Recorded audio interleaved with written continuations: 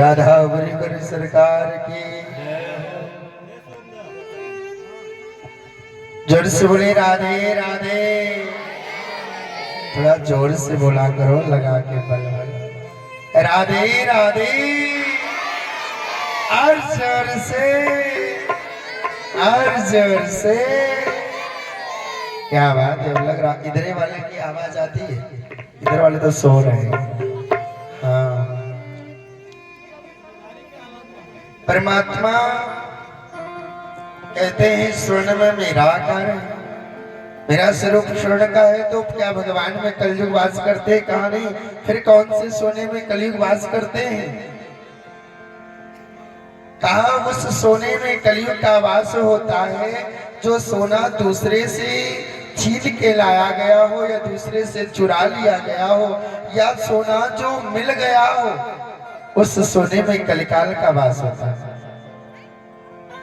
प्रश्न ये उठता है, क्या राजर्षि परीक्षित जो मुकुट को लगाए हैं वो मुकुट दूसरे का है, दूसरे से लाया गया है? हाँ, वो मुकुट दूसरे का है। किसका है? कहा वो मुकुट कौरवों का है। जब पांडवों ने कौरवों पर विजय श्री को प्राप्त किया तो जितना भी खजाना था, समस्त खजाने को, कौरवों के खजाने को पांडव ला करके अपने राज्य में रख लिए थे।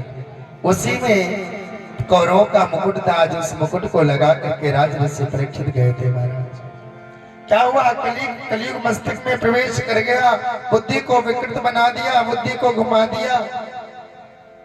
जा रहे थे राजर्षि परीक्षित, राजर्षि परीक्षित को जल पीने की इच्छा जगी। राजर्षि परीक्षित जल पीना चाहते थे। देखते क्या है, एक ऋषि जिनका नाम है मेरे समीक ऋषि, समीक ऋषि बैठ करके और तपस्या कर रहे थे, एकदम समाधि में थे। जाकर के राजर्षि परीक्षित ने समीक ऋषि से कहा, ऋषिवर मुझे प्यास लगी है, जल दे दो। ऋषिवर समाधि में थे, ऋषिवर जान ना सके, क्योंकि उनको क्या पता राजर्षि परीक्षित जो संतों के आश्रम में जाकर के चुपके से वेश बदल करके संत की सेवा करते थे, आज उन संत का अपमान कर रहे हैं। कौन? राजर्षि परीक्षित। किसकी कृपा? कहा कलिकाल की कृपा थी। जल दे दो। समीक ऋषि तो समाधि में बैठे हैं, समाधि में मस्त हैं, जाने ना सके। 2-3 बार जल की आग्रह किया, जल को नहीं पाया। राजर्षि परीक्षित ने कहा, ये ढोंग करके बैठा है कि राजा आए हैं, इनको जलना पिलाना पड़े। कलयुग ने बुद्धि कैसे विकृति बना दिया। समीक ऋषि समाधि में थे, इतने में राजर्षि परीक्षित ने देखा बगल में एक मरा हुआ सर्प पड़ा था। उस सर्प को उठा करके और समीक ऋषि के गले में लगा दिया। वहां से सर्प को डाल करके वहां से चले आए, वहां से चले आए। तब तक समीक ऋषि का पुत्र जिसका नाम था श्रृंगी ऋषि, श्रृंगी ऋषि आकर के देखते क्या है, देखे तो क्या पिताजी के गले में मरा हुआ सर्प पड़ा है। श्रृंगी ऋषि को क्रोध आया, ऋषि पुत्र क्रोधित होकर के और श्राप दे दिए, जिसने भी ये दुष्टता किया है, जिसने भी मेरे पिता के गले में मरा हुआ सर्प डाला है, आज के 7वें दिन यही सर्प तक्षक बन करके आएगा और उसको डसेगा, उसकी मृत्यु हो जाएगी। जितने भी ऋषि के शिष्य थे सब बैठ करके आपस में विचार कर रहे थे। समीक ऋषि की समाधि टूटी। समीक ऋषि ने कहा, क्या बात है, आप लोग इतने उदास क्यों हैं? शिष्यों ने कहा, ऋषिवर एक कोई राजा आए थे और राजा आपके गले में मरा हुआ सर्प डाल करके चले गए, और ऋषि कुमार ने, ऋषि पुत्र ने उनको श्राप दे दिया कि आज के 7वें दिन तक्षक डसेगा और उनकी मृत्यु हो जाएगी। समीक ऋषि के नेत्र सजल हो गए। अरे बेटे, तुमने ये क्या किया? इतने बड़े धर्म के राजा को तुमने अकाल मृत्यु का श्राप दे दिया। तिथि छया करुणया मैत्रा चाखिल जंतुषु समतत्वेन च सर्वात्मा भगवान संप्रसीदति। पुत्र तुमको पता है, आज यदि हम इस वन में, घनघोर वन में निर्भीक विचरण करते हैं ना, तो ये किसकी कृपा है? कहा, ये धर्मराज राजा परीक्षित की कृपा है। उनकी कृपा से कोई हिंसक जानवर नहीं, उनकी कृपा से भेड़ और बकरी एक घाट पर पानी पीते हैं, उनकी कृपा से सिंह और हिरण एक घाट पर पानी पीते हैं, एक साथ में रहते हैं। ना चोर का डर है, ना कोई राक्षस का डर है, किसी का डर नहीं। आज तुमने ऐसे राजा को श्राप देकर के उचित नहीं किया। अरे तुमने ये क्या कर दिया? ऋषि कुमारी ने कहा, राजन मैं क्या करूं, पिताश्री मैं क्या करूं? आपके गले में मरा हुआ सर्प डाल दिया। ये धर्मज्ञ राजा है। राजा ने कहा हो सकता है, ऋषि ने कहा हो सकता है। उन्होंने जल की आकांक्षा किया, जल की आग्रह किया, मैंने जल ना दिया तो एक बार उनको क्रोध आ गया, मेरे गले में सर्प डाल ही दिया तो क्या हो गया? कौन सी बड़ी बात हो गई इसमें? जो मेरा रक्षा करता है, जो मेरी रक्षक है, हर तरीके से मेरी रक्षा करता है, यदि वो एक दो बार मुझ पे क्रोध करके और ऐसे कार्यों को कर दे तो उससे क्या प्रभाव पड़ता है? तुमने बड़ा गलत किया है, लेकिन अब तो श्राप दे चुके, श्राप तो मिटने वाला नहीं है। ऋषि ने, समक ऋषि ने गौरमुख नाम के शिष्य को बुलाया और गौरमुख शिष्य से कहा, जाकर के राजा ऋषि परीक्षित से बता दो कि मेरे पुत्र ने, ऋषि कुमार ने उनको श्राप दे दिया है 7 दिन में मरने का, और यदि 7 दिन में मुक्ति का उपाय ढूंढ पाए तो मुक्ति का उपाय ढूंढ सकते। गौरमुख ने आकर के और राज ऋषि परीक्षित से बताया है, महाराज राज ऋषि परीक्षित इतना प्रसन्न हो गए हैं, इतना प्रसन्न हो गए हैं कि पूछिए ही ना।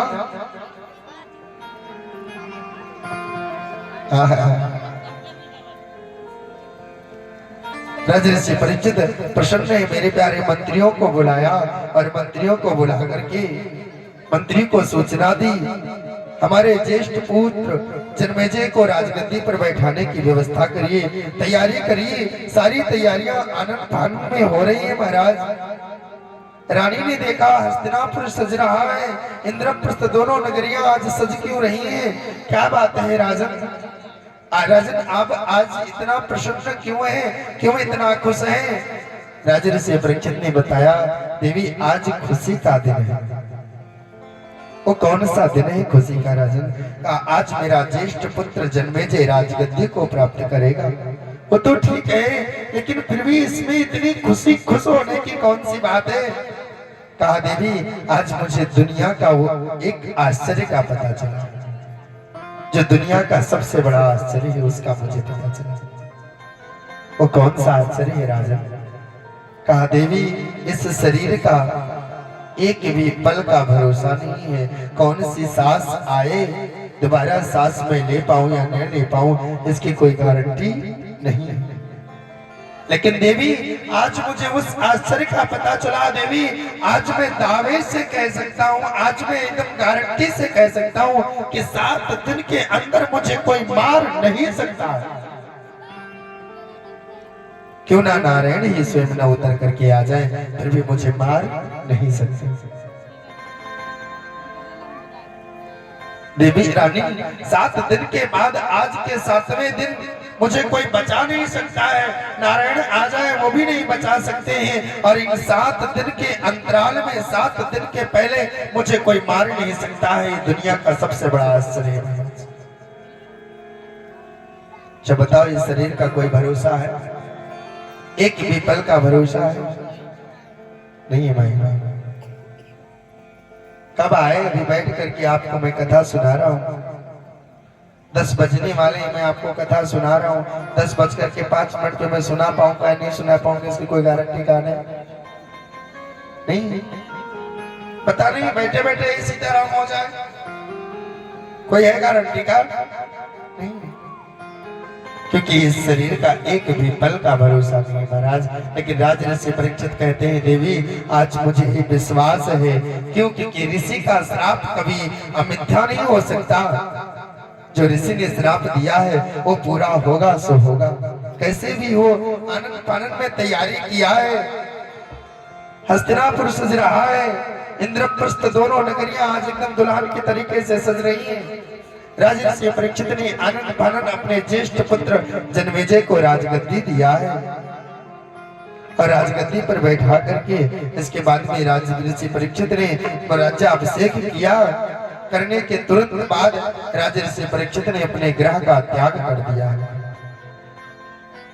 जैसे राजगद्दी को दिया है, राजगद्दी ही देते ही राजर्षि परीक्षित ने अपने घर का परित्याग कर दिया। त्याग करके वहां से चले गए। जितने संत जन सुन पाए हैं, जो जहां था, जो जहां से सुन पाया है, जिसके कानों में जहां से आवाज पहुंची है कि राजर्षि परीक्षित को श्राप मिल गया है, वो वहां से दौड़ता हुआ राजर्षि परीक्षित से मिलने के लिए आ रहा है। क्यों? क्योंकि ऐसा धर्मज्ञ राजा कोई दूसरा और नहीं हो सकता। महाराज मिलने के लिए आ रहे हैं।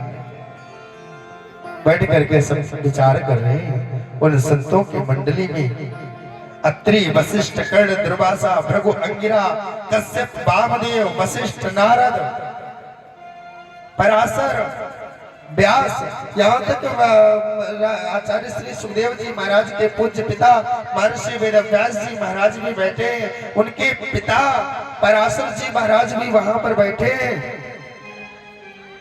बस राजर्षि परीक्षित का केवल एक प्रश्न है, ऋषिवर मैं संतों को प्रणाम करता हूँ, मुझे केवल एक बात बता दो, 7 दिन में मरने वाले की मुक्ति का उपाय क्या है? 7 दिन में कौन सा उपाय करें जिससे मुक्ति मिल जाएगी? सभी ने सब कुछ बताया, लेकिन 7 दिन में मुक्ति का कोई उपाय ना बता सका। पराशर जी महाराज है, मैंने बताया ना, अत्रि, वशिष्ठ, अत्रि, वशिष्ठ, भृगु, अंगिरा, दुर्वासा, कश्यप, वामदेव, वशिष्ठ, नारद, भृगु, अंगिरा इत्यादि महान महान संत बैठे हुए हैं मेरे प्यारे। पराशर, वशिष्ठ, नारद, व्यास सब विराजमान है। कोई 7 दिन में मरने वाले की मुक्ति का उपाय ना बता सका है। राजर्षि परीक्षित विचार करते हैं, मैं करूं तो क्या करूं? संतों ने पूरा विचार किया है, पूरा प्रयास किया, पर मुक्ति का कोई उपाय न बता पाया। इतने में आचार्य श्री सुखदेव जी महाराज समाधि में बैठे थे। समाधि में बैठे बैठे आचार्य श्री सुखदेव जी के हृदय में आता है, सुखदेव जी के मन में प्रकट होता है, चलो परीक्षित के पास, चलो परीक्षित के पास, चलो ना परीक्षित के पास। मन में ये भाव जगने लगा, हृदय में आने लगा, चलो ना परीक्षित के पास, चलो ना परीक्षित के पास, चलो ना परीक्षित के पास। आचार्य श्री सुखदेव जी महाराज वहां से उठ करके आए। मेरे प्यारे संतों के मंडली में जैसे पहुंचे हैं, संतों की सभा में बैठे हैं, पराशर, व्यास इत्यादि उठ करके खड़े हो गए। सुखदेव जी महाराज के अंदर वो कौन सी दिव्य शक्ति थी, कौन सा वो तेज था कि जैसे सुखदेव जी महाराज सौनकादिक ऋषियों के पास पहुंचे, 88,000 संतजन विराजमान है। जैसे संतों ने देखा, उठ करके खड़े होकर स्वागत करते हैं। यहाँ पर पूज्य पिता श्री, पूज्य बाबा श्री, पूज्य बर बाबा, पर बाबा इत्यादि बैठे हैं। जैसे मात्र सुखदेव जी महाराज की उम्र कितनी है? मात्र 14 वर्ष के दिख रहे हैं, मात्र 16 वर्ष के हैं महाराज। चौड़ा वक्षा स्थल है, कौस्तुभ जैसा चेहरा चमक रहा है, सुंदर शोभायमान हो रहा है, सुंदर दिव्य स्वरूप आचार्य श्री सुखदेव जी महाराज का है। परीक्षित जी महाराज जैसे सुखदेव जी महाराज को देखे, परीक्षित जी महाराज के नेत्र सजल हो गए। संतों ने कहा, इनकी कोई बड़ाई मत करना, इनकी कोई सेवा मत करना, इनका कोई सत्कार मत करना। क्यों? क्योंकि इनको बड़ाई पसंद नहीं है, इनको सेवा पसंद नहीं है। बस इनसे केवल काम की बात करना। यदि ज्यादा इनकी बड़ाई करने लग जाओगे ना, तो ये उठ करके चले जाएंगे। संतों ने और राजर्षि परीक्षित ने एक स्वर में, जितने संत बैठे थे वो और राजर्षि परीक्षित ने केवल एक स्वर में एक प्रश्न किया है, प्रभु कृपा करके बताएं, 7 दिन में मरने वाले की मुक्ति का उपाय क्या है? 7 दिन में मरने वाले की मुक्ति का साधन क्या है? कृपा करके आप मेरा मार्गदर्शन करें। इतनी सी बात को जैसे कहा है, आचार्य श्री सुखदेव जी महाराज कहते हैं,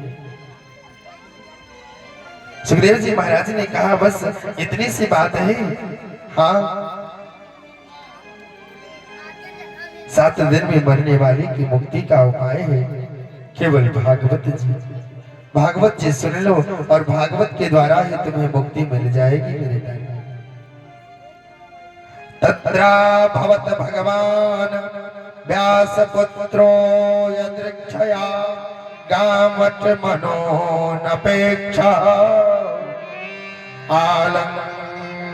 अलक्षलिंगो निजलाभ तुष्टो व्रतश्च बलैरवो तवेया। 7 दिन में मरने वाले की मुक्ति का केवल एक लाभ एकमात्र साधन है। वो कौन है? येषां संस्मरणात् पुंसां सात् शुद्धयन्ति वैग्रहा किं पुनर्दर्शन स्पर्श पाद शौच सनादि।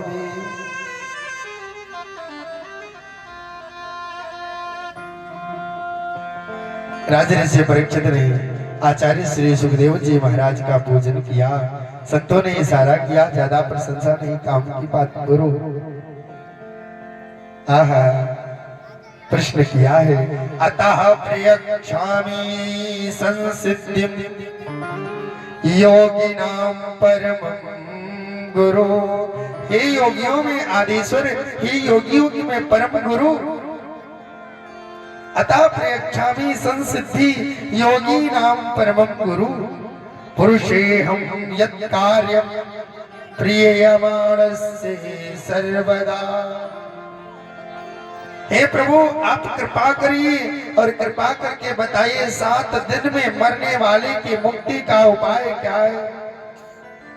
एक ही प्रश्न है, बस केवल इसी को बता दीजिए।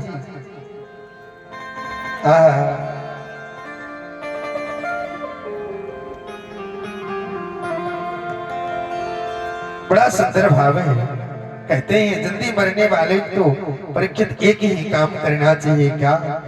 तस्मात् भारत सर्वात्मा भगवानीश्वरो हरि श्रोतव्य कीर्तितव्यश्च अस्मरद्यश्च तावयम्। केवल एक ही कार्य करना चाहिए राजन। कौन सा कार्य करना चाहिए? श्वास श्वास पर कृष्ण भज वृथा श्वास जनि खोय ना जाने किस श्वास की आमनि होए ना होए। आहा, श्वास श्वास पर केवल कृष्ण भज। कृष्ण श्वास श्वास पर कृष्ण भज वृथा श्वास जनि खोए। सभी व्यथाओं को सोच करके और श्वास श्वास पर कृष्ण का स्मरण करो।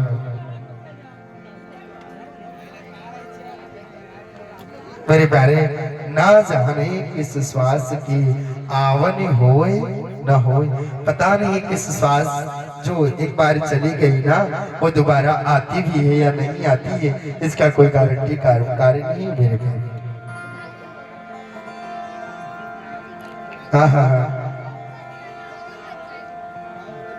परीक्षित जी महाराज कहते हैं, प्रभु गोविंद के चरणों में मन को कैसे लगाएं? मन को लगाना चाहते हैं तो मन लगता नहीं है, कैसे लगाएं? कृपा करके आप बताइए ना। मेरा मन मेरे बस में नहीं है, और मन बस में हो जाए तो सब कार्य सफल हो जाए। और ये सोनी शुक्ला जी के द्वारा 51 मुद्राएं ठाकुर जी के चरणों में ठाकुर जी दया दृष्टि बनाए, कृपा बरसाए। जोर से बोली राधे राधे। आचार्य सुखदेव जी महाराज कहते हैं, राजन यदि मन को बस में करना है, ध्यान दीजिए आप लोग, कितना सुंदर बात कह रहे हैं आचार्य श्री सुखदेव जी महाराज। इसको जीवन में उतारने वाली बात है, लेकिन नहीं, तुम लोगों को तो अपने में मस्त हो। हाँ हो। आचार्य श्री सुखदेव जी महाराज कहते हैं, मन को बस में करना है तो 4 बातों का ध्यान दीजिए। आप लोगों का भी मन चंचल होगा ना, है या नहीं है? जब पूजा करने बैठते होंगे ना तो मन कुछ और कहता होगा, कर रहे हैं पूजा, अरे अर्पित तिवारी जी के द्वारा 21 मुद्राएं ठाकुर जी के चरणों में। मन कुछ और कहता है, मन में कुछ और आ रहा है, और हाथ से भगवान को अच्छा चढ़ा दो। जब अच्छा चढ़ाने का नाम आया तो मन कहीं और है, फूल उठा के चढ़ा रहा है। जब से बोले राधे राधे, ये काम कर लाओ, इस काम को करना है, तो कहते हैं ये काम कर लाओ, वो जाकर के दूसरा उठा के लोटा लेके पानी आ रहा है। ये क्या है? कहा ये मन की गति है। कैसे कहे? कहा ये मेरा मन मेरे वश में नहीं है, और मन को वश में करने का मात्र 4 साधन है। तुम लोग भी अपना लो, मन वश में हो जाएगा, कृपा हो जाएगा। 4 साधन कौन है बताते हैं। जित श्वासो जितासनो जित श्वासो जित संगो जितेन्द्रिया स्थूले भगवतो रूपे मना साधर दिया। क्या है? जित सनो, जिता जितासनो। जितासनो का मतलब क्या? आसन। जित जितासनो, पहले आसन को जीतो। एक आसन पर बैठ जाइए, कितनी देर तक आप बैठ सकते हैं? 10 मिनट, 5 मिनट, आधा घंटा, 1 घंटा, 2 घंटा, 3 घंटा, 4 घंटे। एक आसन पे एक सुखासन लगा करके एकदम पालती मार के बैठ जाए, सुखासन। पहले आसन को जीतो। जब आसन तुम्हारा जीत जाए, आसन बैठने की क्रिया तुम्हारी मजबूत हो जाए, 4 घंटा में एक आसन में बैठ सकता हूँ। मुझे बैठा दो, मैं 8 घंटा 10 घंटा बैठा रहूंगा। क्या हो दिलीप बाबा? हाँ, पहले हम लोग, हमारी कथाएं होती थी ना, पहले बात 3 साल पहले, 4 साल पहले, यदि बैठ जाते थे ना तो ये लोग एकदम रोने तक लगते थे। और ये दिव्यांग शुक्ला 21 रुपए आशीर्वाद। ये लोग परेशान होने लगते थे, बार बार हमको घड़ी दिखाते, गुरु जी 3 बज गया, चपरा बैठा रहा देखा। हाँ, ऐसा नहीं है, 3 नहीं, 4 बज जाते थे, 4:30 बज गए। 8 बजे मंच पे चढ़ा 4:30 प्रातः काल बज गए। जब 4:30 बज गए तब हम लोग मंच से उतरते थे, उतर करके जाते थे और प्रसादी पाते थे। अरे भाई, ज्यादा दूर की बात नहीं, बहुत दूर की बात। एक बगल में, आपके बगल में कोहली में और ठाकुर खड़े, पूछ लो। 4 बजे मंच विराम हुआ। तो पहले क्या है? पहले आसन को जीतो। श्लोक कुमार मिश्रा जी के द्वारा 10 मुद्राएं। एक काम करना, आप लोग अब सारे पैसे को इकट्ठा कर लो ना, फिर कुछ देर बाद आओ, क्योंकि बाद आते हो ना तो कथा डिस्टर्ब होती है। हाँ, तो एक साथ में आओ, एक साथ में सबको बोल दे, छुट्टी मिल जाए। अरे छोटा सा बालक सार्थक भैया जी के द्वारा कुछ मुद्राएं, ठाकुर जी की कृपा हो। क्या है? पहले चितासन।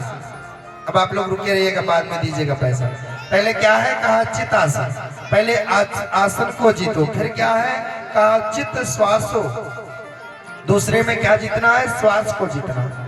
मैं श्वास कितनी देर तक रोक सकता हूँ? प्राणायाम करो, एक नाक से श्वास को भर लो, एक छिद्र को दबाओ, खींच लो, एकदम खींचते चले जाओ, ब्रह्मरंध्र को ऊपर पहुंचा दो, दबा लो, दोनों को बंद कर लो।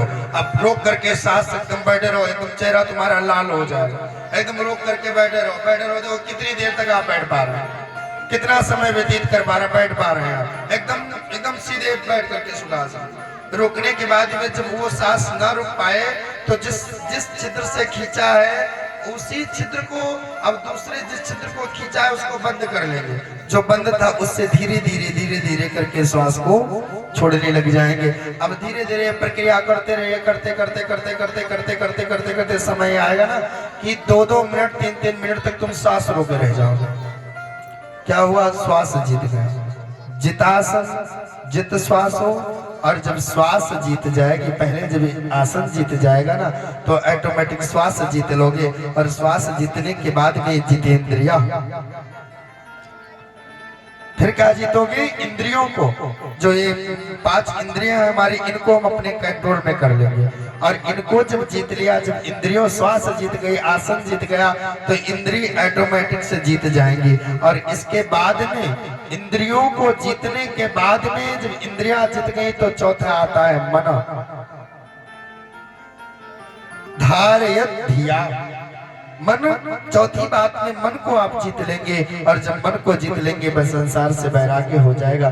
जैसे लोग कहते हैं ना कि महाराज जब माला लेते हैं और आंख बंद करके माला को जपना आरंभ करते हैं, जब माला जपने लगते हैं आंख बंद करके, तो जैसे आंख बंद करते हैं तो जैसे पता नहीं कौन कौन सी बातें आने लगती हैं, आती है ना, सबके दिमाग में आने लगती होंगी अनेक बातें, जिसको कभी सोचा नहीं होगा वो बातें आने लगती। मेरे प्यारे, जब बातें आने लग जाए ना तो इसी में कुछ लोग क्या करते हैं, उसको वहीं पर छोड़ देते, अरे छोड़ो, जब मन ही नहीं लग रहा तो जाप करने से क्या फायदा, नहीं, उसको छोड़ना नहीं है, लगे रहो। ठीक है, तुम दौड़ो, जितना दौड़ पाओ दौड़ो, चलता रहेगा चलता रहेगा चलता रहेगा। यदि आपने 15 मिनट की एक गायत्री माला किया है और 15 मिनट में 1 मिनट आपका मन लग गया, 1 मिनट के लिए आप एकाग्र हो गए, तो मानो आपका जीवन सार्थक हो गया। उसी 1 मिनट से 2 मिनट, 2 मिनट से 3, 4, 5, 6, 7, 8, फिर क्या होगा, एक दिन समय वो आएगा ना कि तुम बैठे जाप करते रह जाओगे ना, तुम बैठे जपते रह जाओगे और तुम्हारे बगल से बैंड बाजा बजते निकल जाएगा और तुमको पता ना चलेगा। एक मौलवी साहब, एक कथा आती छोटी सी, एक मौलवी साहब बैठ करके बीच मार्ग में चटाई को बिछा करके और इसके बाद में इबादतों को क्या बोलते हैं, नमाज उमाज के बोलते अदा करते थे, अदा कर रहे थे। दोपहर का समय था, जो 3 टाइम नमाज होती है, हम लोगों में भी त्रिकाल संध्या होती है, 3 टाइम की संध्या भी होती है हम लोगों में, 3 टाइम संध्या करना चाहिए। जोर से बोले राधे राधे। 3 टाइम की जो संध्या होती है वो मौलवी साहब बैठ करके और संध्या कर रहे थे, संध्या चटाई को बिछा करके नारायण नमाज अदा कर रहे थे। इतने में एक स्त्री, एक युवती दौड़ती जा रही थी, क्यों? क्योंकि उसको उसके अपने प्रेमी प्रीतम से मिलना था, और अपने प्रीतम से मिलने के विरह में इतना वो उत्सुक थी क्योंकि उसको देर होती जा रही थी, और जितना देर होती जा रही थी वो उतने परेशान थी प्रीतम से मिलने के लिए, कहीं और देर ना हो जाए, कहीं और देर ना हो जाए, कहीं और देर ना हो जाए। इतना उत्सुक थी अपने प्रीतम से मिलने के लिए कि एकदम सब कुछ भूल गई और भूल करके दौड़ती हुई जा रही थी। इतने में जो मौलवी साहब नमाज अदा कर रहे थे, उन्होंने जो चटाई बिछाई थी उस चद्दर पर उस लड़की का पैर पड़ गया, उस युवती का पैर पड़ गया। इधर से तो वो चली गई, लड़की को पता नहीं चला, चली गई। उधर से जब आई तो मौलवी साहब ने उस बालिका को रोका, उस युवती को रोके, सुनिए क्या हुआ? कहा तुमको दिखाई नहीं पड़ता है? क्या हुआ? कहा तुमको दिखाई नहीं पड़ता है? हम खुदा की इबादत कर रहे थे, हम नमाज अदा कर रहे थे, तुमने मेरे चद्दर पर पैर रख करके और पैर रख दिया और निकल करके चली गई, तुमको दिखाई नहीं पड़ता? शर्म नहीं आती है तुमको? आहा, कितना सुंदर जवाब दिया है। अरे मौलवी साहब, कैसे आप नमाज को अदा कर रहे थे? कैसे आप खुदा की इबादत कर रहे थे? किस तरीके से उसके ध्यान में थे? जो मेरा थोड़ा सा पैर आपके चद्दर के ऊपर पड़ गया, आपको पता चल गया कि मेरे चद्दर के ऊपर इसने पैर रख दिया और रख करके चली गई है। क्या तुम्हारी लगन थी? खुदा से क्या तुम्हारी लगन थी? अरे चचा, लगन तो मेरी थी, जो मैं अपने प्रियतम के विरह में प्रियतम से मिलने के लिए इतनी उत्सुक थी, इतनी उत्सुक थी कि मुझे खुद नहीं पता था कि मेरा पैर कहां पड़ रहा, मेरा पैर जा कहां रहा, मुझे नहीं पता था। और आप खुदा की इबादत कर रहे थे, आपको पता चल गया कि मेरे चद्दर पर पैर पड़ गया। मेरे प्यारे, ध्यान ऐसा हो, सर्वस्व भूल जाओ, सब कुछ भूल जाओ, और जब विरह लग जाए, मिलने की विरह हो जाए मेरे प्यारे, और जब मिलने की विरह हो जाती है ना, सब कुछ जीव भूल जाता है। किससे? वो मिलने की विरह को बिना गोविंद से। जिस दिन परमात्मा, जैसे इस तरीके से कहा, जैसे एक पुत्र, एक माँ का बेटा प्रदेश चला जाए और कई वर्षों तक ना आए, वो माँ का हृदय बार बार तड़पता रहता है, बार बार वो यही कहती है, बेटा एक बार चले आओ देख लो, एक बार चले आओ देख लो। वो विरह, वो दर्द, वो घुटन, वो तकलीफ, प्रकार से एक माँ को होती है एक पुत्र से मिलने के लिए, काश जिस दिन वो दर्द तुम्हें इस ठाकुर से मिलने के लिए हो जाएगी ना माई बाप। अनन्य ममता विष्णो हो ममता प्रेम संगता भाव सएव चंद्रात्मा बुधई प्रेमा निगद्यते। जिस दिन वो स्नेह तुम्हारे हृदय में आ जाएगा, जैसे संसार के लोगों में तुम्हारा प्रेम है ममता है, उसी तरीके से जिस दिन गोविंद के चरणों में तुम्हारा प्रेम आ जाएगा, कन्हैया के चरणों में प्रेम लग जाएगा, मेरे प्यारे गोविंद दौड़ा दौड़ा चला आएगा भाई बाप, तुम्हारे हाथ को पकड़ लेगा। भाव क्या है का कोई जरूरी नहीं है कि हम परमात्मा को भगवान के दृष्टि से देखें, नहीं, हम उसको अपने पिता के दृष्टि से देख सकते हैं, अपने भाई के दृष्टि से देख सकते हैं, और सब कुछ छोड़ दीजिए तो गोपाल जी को क्या बना लीजिए, जैसे आप लोग फ्रेंड बनाते हैं ना, ऐसे गोपाल जी को फ्रेंड बना लीजिए। कैसे? एक काली कमली वाला मेरा यार है मेरे मन का मोहन तू दिलदार। काली कमली वाला मेरा यार है मेरे मन का मोहन तू दिलदार।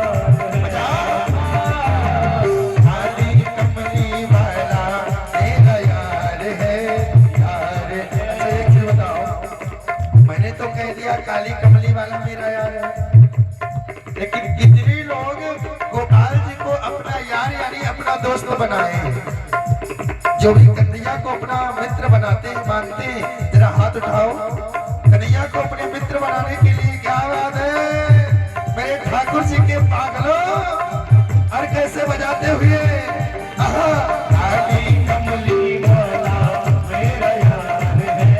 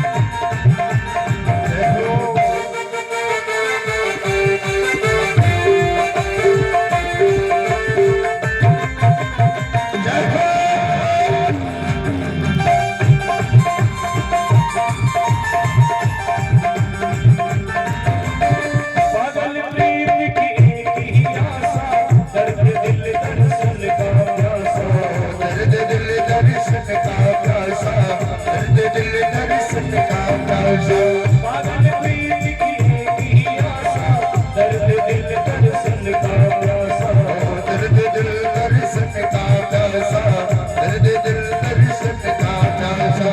तेरे हर बातें पे मुझे एतबार है, एतबार है, तेरे हर बातें पे मुझे एतबार है, एतबार है। मेरे मन का मोहन तो दिलदार है, काली कमली वाला मेरा यार है, यार है। मेरे मन का मोहन तो दिलदार है। तू मेरा यार है, मेरा दिलदार है। अच्छा ये बताओ, सच सच बताना, कौन अपना मित्र मानता है गोपाल को? जो मित्र मानते हो दोनों हाथों को उठाओ। आओ। जिनके हाथ सबसे ऊपर हो बड़का सोफा, और जिसके हाथ नीचे बड़का हाउस, तो मेरे प्यारे जो भगवान को सच में अपना दोस्त मानते हैं, जिन्होंने दोस्त बनाया है, वो हाथ उठाएंगे और तालियों से स्वागत करते हुए क्या कहेंगे? तेरे हर बातें पे मुझे एतबार है, यार है, मेरे मन का मोहन तो दिलदार है। काली कमली वाला मेरा यार है, यार है। मेरे मन का मोहन तो दिलदार है।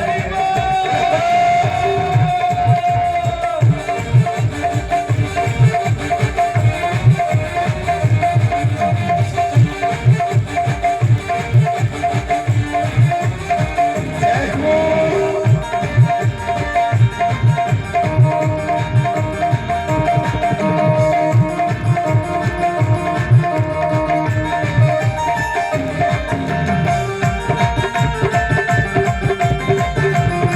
जय हो।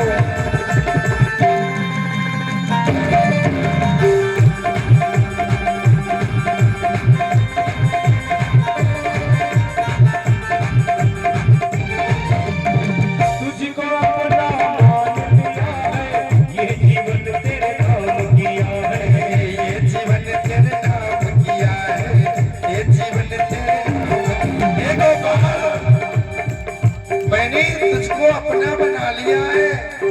हे श्याम सुंदर, हे कन्हैया, हे मुरली मनोहर, मैंने तुमको अपना मान लिया और अपना मान करके इस जीवन को अर्पण कर दिया है। कितने लोगों ने अर्पण किया? जिन्होंने अर्पण किया बजाओ, और सभी लोग साथ में बोलेंगे, साथ में बोल के दिखाइए। आप लोग कहिए, ये तुझको अपना मान लिया है, ये जीवन तेरे नाम किया है। लग रहा बच्चियां बोले जाएंगे, जरा तेज से बोलो, आप लोग भी बोलो और कहो ठाकुर जी से, हे ठाकुर जी, हे गोपाल, ये तुझको अपना मान लिया है, ये जीवन तेरे नाम किया है, ये जीवन तेरे नाम किया है, ये जीवन तेरे नाम किया। और ये तेरे हाथ इस जीवन की पतवार है, एतबार है, और ये मेरे मन का मोहन तू दिलदार है। काली कमली वाला मेरा यार है, मेरे मन का मोहन तो दिलदार है। काली कमली वाला मेरा यार है, यार है। मेरे मन का मोहन तू दिलदार है। तू मेरा यार है, मेरा दिलदार है। तू मेरा यार है, मेरा दिलदार है। ओए ओए ओए, काली कमली वाला मेरा यार है, मेरे मन का मोहन तो दिलदार है। काली कमली वाला मेरा यार है, यार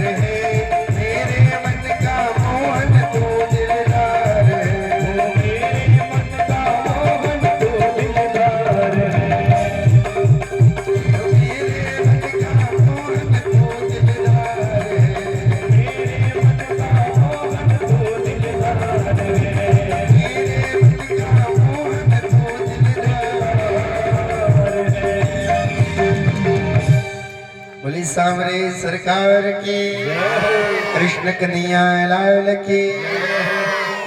मेरे मन का मोहन तू दिलदार है। मेरे प्यारे भगवान को कोई जरूरी नहीं है भगवान बना के ही पूछो, नहीं हो उनको मित्र बना लो, अपना दोस्त बना लो, ये तो मेरा दोस्त है। हाँ, अपना भाई बना लो, अपना पुत्र बना लो। ऐसी जब ममता को दोगे ना तो गोविंद तुम्हारे हर एक दुख को सुनेंगे भाई भाई, क्योंकि वो हर चीज को देखता है। तो चार बातों का ध्यान रखना है, और जो जीवन चार बातों का ध्यान रखता है ना उसके जीवन में कभी दुख नहीं आता है।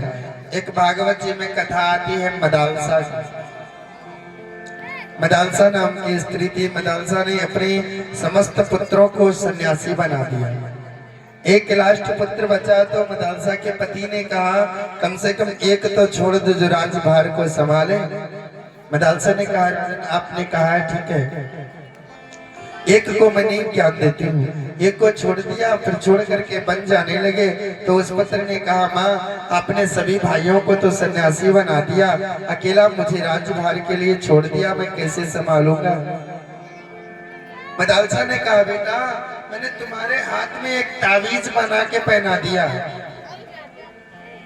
एक यंत्र बना के तुम्हारे हाथ में पहना दिया है। जब तुम इस संसार से पूरी तरीके से टूट जाना और इस संसार में कोई तुम्हारा नहीं होगा जब, तब तुम इसको खोल करके और पढ़ लेना। एक दिन वो बालक संसार से बहुत पीड़ित हो चुका।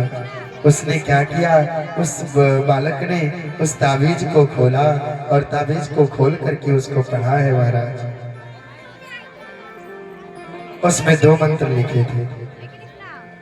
क्या लिखा है उस ताबीज में दर्शन करें, बहुत सुंदर लिखा हुआ था।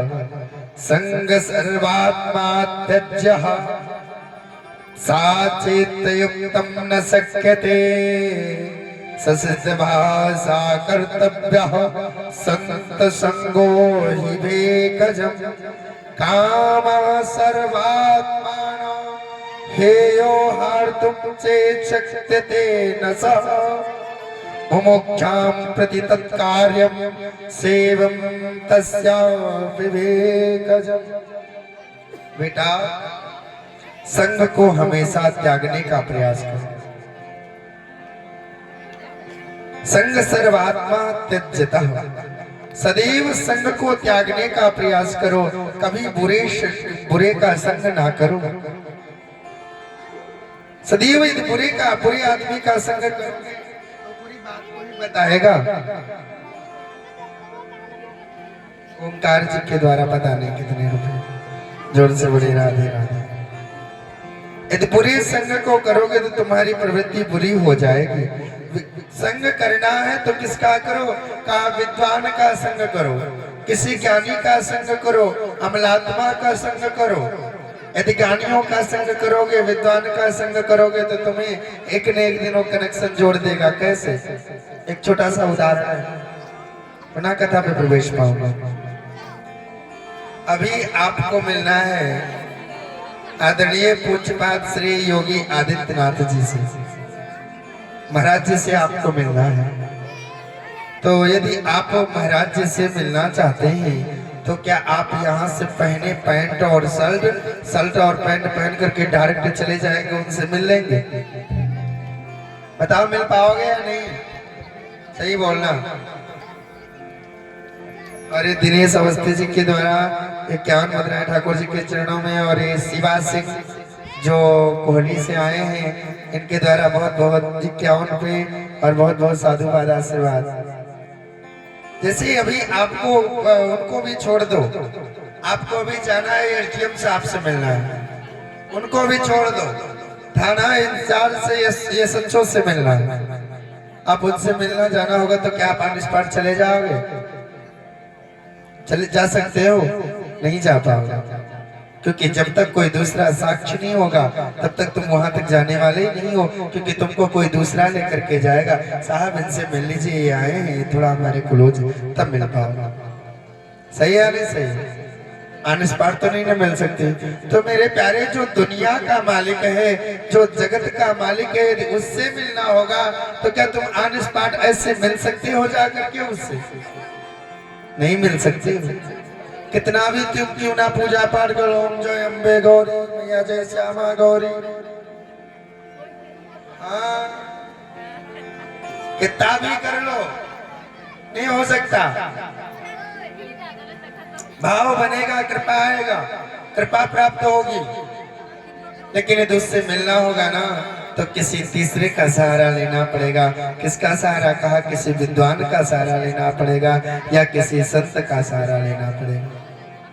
जब तक सहारा नहीं लोगे मिलने वाले नहीं हो, मिल नहीं सकते हो। तो इसलिए कहने का भाव क्या है, ध्यान दें आप लोग। यदि किसी विद्वान का अपने साथ कर लिया है, उसका संग आपने पकड़ लिया है माई बाप, तो वो एक न एक दिन भले ही तुम्हारा उससे ना बने, लेकिन ये तुम उसके साथ हो। भले ही तुम उसके टच में नहीं हो, लेकिन यदि एक बार टच में आ गए तो एक बार ही वो ले जाकर के तुमको उससे मिला देगा महाराज। क्यों? क्योंकि उसके द्वारा तुम कुछ न कुछ कृपा प्राप्त कर लोगे। जैसे मंच पे मैं कथा बोल रहा हूँ, मंच पे कथा बोल रहा हूँ, अभी मैं कथा को ना बोलूं, कथा से अलग हट करके दुनिया भर के संसारिक बातें लौकिक प्रपंच करने लग जाऊं, तो इसका जो पारायण मैं ना करूं तो इसका जो यश होगा ना वो हम ही को नहीं लगेगा। वो यश हमारे साथ में जितने भी बैठे, हमारे वैदिक कलाकार, ये संगीतज्ञ कलाकार जो भी बैठे हैं ना, इनको सबको यश की प्राप्ति हो। तो मेरे प्यारे, इस प्रकार से कहने का तात्पर्य ये है कि आप लोग किसी न किसी विद्वान का संग पकड़ोगे तो वो तुमको लेकर के वहां पहुंचा देगा। इसीलिए कहा गया संगम सर्वात्मा त्यजस, कहा जो बुरे संग हैं उनको त्यागने का प्रयास करो, विद्वानों का संग करो, संतों का संग करो। संत संग ही भवसागर से पार उतारने का एक नौका है, औषधि है। अलार्क के जीवन को एक ही मंत्र ने संवार दिया महाराज। जितेंद्रिया का इंद्रियों पर विजय को प्राप्त करो, इंद्रियों पर विजय पाओ। ऐसे इस मंत्र को पढ़ते ही जो मदालसा का पुत्र अलार्क है, अलार्क के जीवन को एक ही मंत्र ने संवार दिया। जोर से बोले राधे राधे। यदि आप लोगों का मन न लग रहा हो तो कथा को विराम करूं, बताओ। हाँ, ना सुनने का मन हो तो मैं तुरंत विराम दे दूंगा। क्या बात है, हम कथा बोल रहे हैं, वो लोग इधर उधर चक्कर पकड़ कर रहे हैं। कोई बोलना चाहता है, यदि व्यास को वक्ता को बुलवाता है तो कौन बुलवाता है? श्रोता बुलवाता है। यदि श्रोता चाहे ना तो एक भी मिनट के लिए व्यास इधर उधर नहीं हो सकता। और यदि श्रोता चाहे ना तो कितनी भी सुंदर क्यों ना कथा हो, लेकिन व्यास बोल नहीं सकते। एकदम कन्फर्म है। तो आप लोग इधर उधर कर रहे हैं, दुनिया भर की बातें हैं। भगवान अभी कथा विराम हो जाएगी, खूब सुंदर उधर जाके अपने बतिया लेना। हाँ, घंटा 2 घंटा कहना तो हम भी मंचों बैठे रहेंगे, तुम उधर बतिया लेना, फिर बाद में जाना अपने घर। जोर से बोले राधे राधे। मैं इतनी अच्छी बात को बता रहा हूँ कि आपका जीवन सुधर जाए, आपके पल्ले नहीं पड़ रहा है। भगवान इधर से सुनो, इधर, हे भगवान क्या होगा, अरे माटी के